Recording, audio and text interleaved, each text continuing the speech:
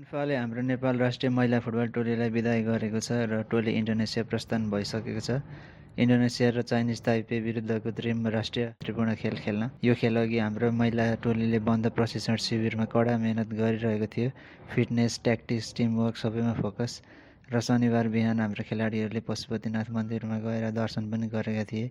तर एउटा ठुलो खबर, अन्जिला र प्रीति टोलीमा फर्किसकेका छन्, तर साम्बा भने इन्जुरीको कारणले दुवै खेल मिस गर्नेछिन्। उनले आफ्नो क्लब वेलिङटन फिनिक्सका लागि पनि 2वटा खेल मिस गरिसकेकी छिन्। यो टिमको लागि ठुलो झड्का हो। अब सबैको ध्यान इन्फर्म मिना देउबामा। Jhapa gold cup player of the tournament बनेकी उनी अहिले राम्रो फर्ममा छिन्। अब कुरा गरौँ अपोनेन्ट टिमको। इन्डोनेसिया फिफा र्याङ्किङमा नेपालभन्दा तल भएको टिम, तर अहिलेको परिस्थिति फरक छ। इन्डोनेसियाले हालसालै डच इन्डोनेसियन 8 जना खेलाडी टोलीमा समावेश गरेको छ। फिटनेस, एक्सपोजर, आर्थिक अवस्था सबै कुरा उनीहरूको निकै अगाडि छ। हाम्रा खेलाडीहरूलाई त्यति धेरै सुविधा र अवसर पाएकै छैनन्। त्यसैगरी चाइनिज ताइपे त पहिलेदेखि नै बलियो टिम हो।